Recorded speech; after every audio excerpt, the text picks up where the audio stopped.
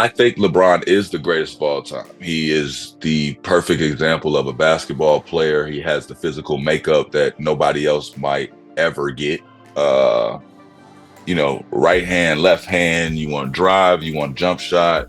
You want somebody that knows the playbook of all the coaches in the NBA. I've never seen a basketball mind get to meet up with such a dominant physical form ever before LeBron James. So understanding that and understanding accolades, I completely get it. It's just when you talk about how long it took to catch Jordan's record, Jordan took a couple years off within getting this record. I can't put anybody past Michael Jordan just because I'm more ranking on winning and how I felt having a player like that on my favorite team. So Jordan will always be my GOAT, but I totally understand the argument that happens. I think it's even more special that I got to play with LeBron and, be a part of that conversation. People talk about it all the time, like, you guys are hating on LeBron just because they want him to be better than Jordan to everybody. And I think it's a great conversation. And I think LeBron, Kobe, Steph, all of them understand they have done their job, and we are supposed to have this barbershop talk about who is the greatest. Okay, but you think Jordan is the greatest of all time? Oh, yeah. I'm home right now in Chicago. My mom's still here. Yeah, Jordan jerseys everywhere. Would you say that to LeBron? If LeBron said... I've said it to LeBron I don't know how many times. I love LeBron. I love him. That's my guy. We did our job together. We got our ring. I've never changed my stance on the argument of it. I used to argue with Melo about stuff like this. I used to tell Melo he wouldn't be nothing if he didn't get a championship. It was just my motivation to him that is what matters. That is the only reason we are here. I don't know what makes you, get all jiggly as a little kid, but I'm like, that shiny championship ball is what we want, that Larry O'Brien. Would you think? I've still never seen a competitor like Michael Jordan. Again, somebody bringing the ball down that could palm the ball at any time, plays with an in and out package, goes right, goes left, jump off 1 foot, jump off 2 foot, get to his spots, have counters to everything, and be, so competitive that you make the all defensive team. And do it in the same year you get the MVP. I just with this guy, I just love the way it looked. I loved the way he commanded respect. I love the way he stayed out of the media. You never really knew what he thought, but you knew when he guaranteed we were gonna win. There's a certain way that Michael Jordan did it that I'll always be overly opinionated for him. There is one truth that LeBron James fans fear the most: deny the loudest, and try endlessly to escape. Even the men who fought beside him, who sweat with him in brutal playoff battles, who lifted the Larry O'Brien trophy with him in triumph, still choose Michael Jordan as the GOAT. The man who spoke this truth was none other than Iman Shumpert, a trusted teammate during the Cavaliers' championship run. Shumpert is not some outsider journalist, not a Jordan fanatic trying to tear LeBron down.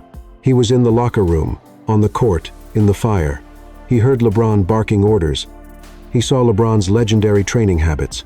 He felt the raw force of LeBron's body and witnessed the brilliance of his basketball mind up close. Shumpert loves LeBron, respects LeBron, and even called him the most complete basketball player I've ever seen. And yet, when the ultimate question was asked, the question no one can dodge, who is the GOAT? Shumpert didn't hesitate. He didn't dance around it. His answer was sharp, clean, final, like a Jordan fadeaway in the clutch. Michael Jordan is the greatest of all time. Think about that for a moment. A man who celebrated a championship alongside LeBron, who shared the highest highs with him, still places Jordan on the throne. That is not bias. That is truth. Yes, Shumpert grew up in Chicago, in the house that Jordan built, in a city draped in Bulls red and the number 23. But childhood nostalgia is not the explanation. Shumpert himself admitted, "I have never seen a competitor like Michael Jordan. Never." That is not just childhood memory, it is recognition of essence. Jordan wasn't just a player, he was the standard of competition, the pure embodiment of hunger, the nightmare every opponent had to face. LeBron may be the perfect blend of physique and basketball IQ. He may calculate strategies, control tempo, even reshape the business of the NBA. But perfection alone makes you a machine. Jordan was not a machine, he was an assassin. He didn't just play basketball, he burned through souls, planting fear before the ball was even tipped. And when even LeBron's own teammate bows his head and calls Jordan the GOAT, what else is there to debate? Jordan is not a candidate on a list. Jordan is the undeniable truth of basketball. LeBron, the physically perfect player who still never reached Jordan's heights. Iman Shumpert gave LeBron the highest compliment imaginable. He called him the perfect basketball player. A body carved by nature to dominate. A mind sharp enough to memorize playbooks, to understand every angle, every tendency, every defensive scheme. A player who could score with either hand, attack off 1 foot or 2, run the floor like a freight train, and deliver passes with surgical precision. In Shumpert's words, he had never seen a combination of physical dominance and basketball IQ come together in one man, the way it did with LeBron James. And yet after pouring out this praise, Shumpert still drew the line. Because physical perfection and intellectual mastery do not automatically equal the greatest of all time. That throne belongs to the one who conquers, the one who wins at the highest level with no compromise. That throne belongs to Jordan. This is the painful truth LeBron fans wrestle with. For all of LeBron's gifts, it took him nearly 2 decades to catch Jordan's scoring record. And even then, Jordan had taken years off, years where he could have pushed the bar so much higher. Imagine if Jordan had played uninterrupted, without the 2 retirements. The records LeBron chased would have been untouchable.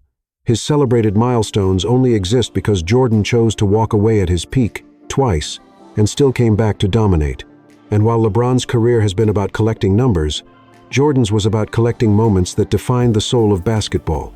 LeBron's greatness is broad longevity, durability, volume. Jordan's greatness is sharp perfection, domination, inevitability. One is the marathon runner who outlasts the field. The other is the sprinter who finishes before the race even feels like it began. That is why Shumpert, even as a man who played alongside LeBron, who benefited directly from his leadership and skill, could not hand him the crown.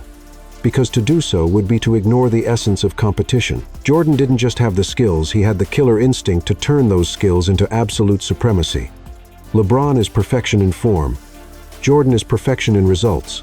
And in sports, results are everything. So yes, LeBron may be the perfect example of a basketball player, but Jordan is the perfect example of a champion. And that is the difference between greatness admired and greatness immortalized. Jordan, the eternal standard of winning. In the end, all debates collapse into one word: winning. Championships are the ultimate scoreboard, the truest reflection of greatness, and the unforgiving judge of legacy. And in this realm, Michael Jordan is untouchable. 6 trips to the NBA Finals, 6 championships, 6 Finals MVPs. Not a single failure, not a single collapse, not a single excuse. When the moment was greatest, when the stakes were highest, when the weight of the world pressed down on his shoulders, Jordan never broke. He never surrendered. He never lost. That is why his 6-0 finals record is more than just a statistic. It is a monument. It is the ultimate line in the sand that no one, not even LeBron James, has crossed. LeBron's fans argue longevity. They point to his 10 finals appearances as evidence of dominance. But what good is a ticket to the biggest stage if you don't deliver once you're there? 4 wins, 6 losses. That is LeBron's finals record. Jordan didn't just show up, he conquered every time. LeBron, for all his greatness, has been humbled on the biggest stage more times than he has triumphed. That is not the definition of the GOAT. But Jordan's greatness was not confined to June. It stretched across every season. 10 scoring titles, 5 MVP awards, and the crowning jewel of 1988, when Jordan did the impossible, winning both the MVP and the Defensive Player of the Year award in the same season. Think about that. He was the most unstoppable scorer in the league and the most feared defender in the league at the same time. LeBron, for all his versatility, never touched that level of two-way dominance. Not once. This is why Shumpert's words hit with such force. He praised LeBron's skill set, his mind, his body. But when it came to what truly matters, winning, He could not hand over the crown. Jordan didn't just play the game. He mastered it, owned it, and bent it to his will. He took on legends like Magic, Bird, Drexler, Barkley, Malone, Stockton, Ewing, Reggie Miller, and he left them all empty-handed. One by one, they fell before him. That is what greatness looks like. LeBron's story, in contrast, is littered with near misses and heartbreak. Dallas in 2011, a collapse so complete it left scars on his legacy forever. Sweeps at the hands of San Antonio and Golden State. The 2014 Finals, where the Spurs dismantled Miami and LeBron walked off in frustration. These are not the tales of an untouchable champion. They are reminders that, for all his gifts, LeBron has faltered where Jordan never did. And that is why Jordan stands alone as the eternal standard of winning. It is not about numbers piled up over decades. It is about moments seized, legends crushed, and a legacy of perfection that no one, not Kobe, not LeBron, not anyone has matched. Jordan is not just the GOAT because of how he played. He is the GOAT because he never lost when it mattered most. And that, above all else, is why his throne remains untouchable. Jordan, the two-way killer. The player who dominated both offense and defense. Iman Shumpert said it with admiration and awe. Michael Jordan wasn't just a scorer. He was a competitor so complete that he made the all-defensive team in the same seasons he dominated as MVP. That is the essence of Jordan, the ability to control every inch of the court, on both ends, every single night. Jordan's offensive brilliance is legendary. 10 scoring titles. A career average of 30.1 points per game, still the highest in NBA history. The iconic fadeaway, the unstoppable first step, the ability to finish above, around, or through anyone in his path. He could palm the ball at will, creating angles no one else could replicate. He could attack off 1 foot or 2, from the mid-range or at the rim, with counters for every defensive scheme. Offensively, he was a puzzle no one ever solved. But what made him truly terrifying was that he was just as ruthless on defense. 9 all-defensive first-team selections, a Defensive Player of the Year award in 1988, a season where he also led the league in scoring. Think about that. While carrying the entire Bulls offense, Jordan was also locking down the opponent's best perimeter player.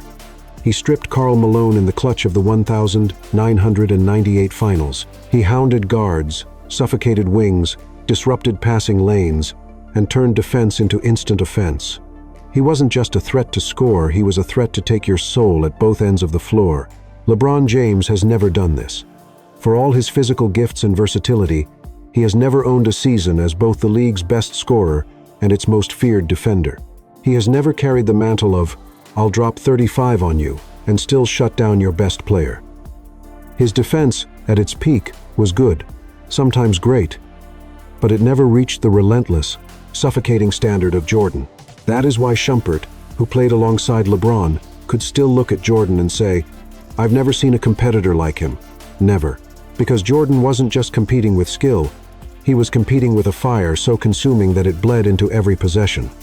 His offense crushed you, his defense smothered you, and together, they left you with no escape. That is what separates Jordan from every player before or since. LeBron's brilliance lies in his balance. He can score, pass, rebound, and defend when needed. Jordan's brilliance lies in his extremes. He wasn't just good at everything. He was the best at the most important things, all at once. That's why opponents feared Jordan and respected LeBron. Respect is earned, fear is commanded, and history remembers fear far more than respect. Jordan was the two-way killer, the complete predator. And in a league full of legends, that completeness is what carved his name into immortality. Why opponents believe Jordan more than anyone else. Iman Shumpert said it best. "I love the way Jordan commanded respect. I love the way he stayed out of the media. You never really knew what he thought, but you knew when he guaranteed we were going to win." That single statement captures the essence of what separated Jordan from everyone else, including LeBron James. It wasn't just his skills. It wasn't just his records. It was the aura, an invisible force that wrapped around him every time he stepped on the floor. Jordan didn't have to talk trash to the media, flood interviews with bold statements, or control headlines with carefully crafted narratives. His silence was louder than words. He spoke through the game itself, and when he finally did open his mouth to make a guarantee, no one doubted him. Not his teammates, not his coaches, not even his opponents. Because when Jordan said, "We will win," he wasn't making a prediction, he was making a promise. And history shows he always kept it. That aura of fear was real. Players from his era describe it with reverence and unease. Gary Payton called him relentless. Reggie Miller admitted his stare could shake you before the ball was even tipped. Charles Barkley, after the 1993 finals, confessed that it was the first time in his life he realized someone was simply better. That is the Jordan effect, making even legends feel inferior in his presence. LeBron James, for all his brilliance, has never carried that same aura. Opponents respect him, admire him, even love him, but fear. Fear has never been part of his brand. LeBron's greatness is undeniable, but it doesn't carry that primal edge. He has never been the figure that made rivals lose sleep the night before. Never the executioner whose mere glare could decide a game before it began. His dominance comes from numbers and longevity. Jordan's dominance came from inevitability. And this is why Shumpert's words cut so deep. As a man who played beside LeBron, who won with him, who admired him, Shumpert still could not ignore what he had felt as a boy growing up in Chicago, and what every opponent in Jordan's era felt as men. Michael Jordan's presence was overwhelming. It was fear and respect combined into one, the kind of power that transcends stats and highlights. That is why Jordan's legacy doesn't need constant defense. His aura defends itself. He didn't need to chase control off the court, didn't need to manage narratives, didn't need to build alliances. His weapon was simple, pure, and devastating: fear. And that fear, once felt, never left you. In the end, greatness is not just about what you achieve, it's about what you make others believe. And Jordan made everyone, from teammates to opponents to fans, believe in one simple truth. When number 23 stepped onto the court, the outcome was already decided. The contrast of legacies. Jordan's immortality versus LeBron's politics. Michael Jordan's legacy is carved in stone. It is not debated in boardrooms, negotiated on podcasts, or defended by press releases. It is written in banners, rings, highlights, and the trembling voices of those who played against him. His legacy lives because it was earned on the battlefield of basketball, not constructed outside of it. LeBron James, by contrast, has built a legacy that stretches beyond the court schools, media companies, activism, endorsements, and the era of player empowerment. All of these things are admirable. All of these things are powerful.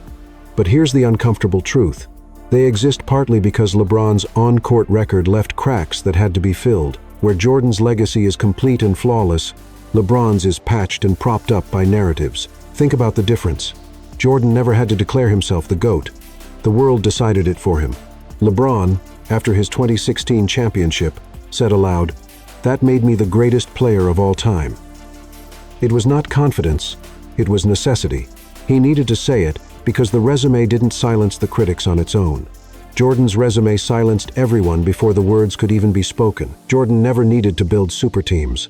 The Bulls were his domain, and he made Chicago the epicenter of basketball through sheer force of will. LeBron, meanwhile, has had to orchestrate his path: Miami with Wade and Bosh, Cleveland with Kyrie and Love, Los Angeles with Anthony Davis. These moves reflect brilliance in strategy, yes, but also reveal the absence of inevitability. Jordan was inevitable. LeBron had to negotiate inevitability, and this is where the legacies diverge. Jordan's immortality comes from the simplicity of his dominance. 6 finals, 6 championships, 6 finals MVPs. No collapses, no excuses, no compromises. LeBron's greatness, though immense, is tangled in politics. He is respected for his influence, admired for his longevity, but questioned for the way he chased control instead of fear. Iman Shumpert's testimony drives the point home. He praised LeBron's mind, his body, his perfection as a player, but he still could not elevate him above Jordan, because perfection without inevitability is incomplete. Influence without fear is limited. And politics, no matter how powerful, will never outshine immortality. Jordan did not just play basketball, he defined it. He didn't just win, he made winning look like destiny. LeBron changed the business, Jordan changed the game, and history will always value the game above the business. The final word. Why Shumpert's testimony ends the debate. When the debate feels endless, when fans scream across barbershops, television sets, and social media threads, Sometimes the clearest truth comes not from analysts or outsiders, but from those who lived it. Iman Shumpert lived it. He wore the same jersey as LeBron James, shared the huddle, felt the weight of LeBron's leadership, and celebrated a championship beside him. If anyone had reason to call LeBron the GOAT, it was him. And yet, when pressed on the question, his answer rang out with finality. Michael Jordan is the greatest of all time. This is not casual bias. This is not a Chicago kid clinging to nostalgia. This is a professional who has stood shoulder to shoulder with one legend while still acknowledging the shadow of another. Shumpert praised LeBron as the perfect player, the ultimate combination of mind and body, the most complete form of basketball talent the world has ever seen, but he still could not hand him the crown. Why? Because greatness is not measured by perfection of form. It is measured by the fire of competition, the inevitability of victory, the aura of fear, and the immortality of legacy. And in all those categories, Jordan stands alone. Jordan won faster. Jordan won cleaner. Jordan won without compromise. He left no finals unclaimed, no excuses offered, no collapses recorded. He dominated both ends of the floor, won MVP and Defensive Player of the Year in the same season, and turned every promise into prophecy. He commanded respect without begging for it, controlled the narrative without speaking it, and carved his place in history without needing to declare it himself. LeBron's story, while extraordinary, will always carry footnotes. The Dallas collapse of 2011, the finals losses, the super team alliances, the self-proclaimed GOAT comments. He will be remembered as brilliant, versatile, influential but not untouchable. Jordan will be remembered as untouchable. That is why Shumpert's words end the debate. Because when even a man who owes his championship ring to LeBron still looks up at Jordan as the ultimate competitor, the conclusion writes itself. Jordan is not just a legend of the past. He is the eternal benchmark of basketball, the measure by which all others are judged and found wanting. So let the arguments rage, let the comparisons continue. But remember this, when history speaks through those who lived it, it speaks with clarity. And history, through Iman Shumpert's testimony, has spoken. The GOAT debate is not a debate at all. The name is Michael Jeffrey Jordan. Case closed. Throne secure. Legacy eternal.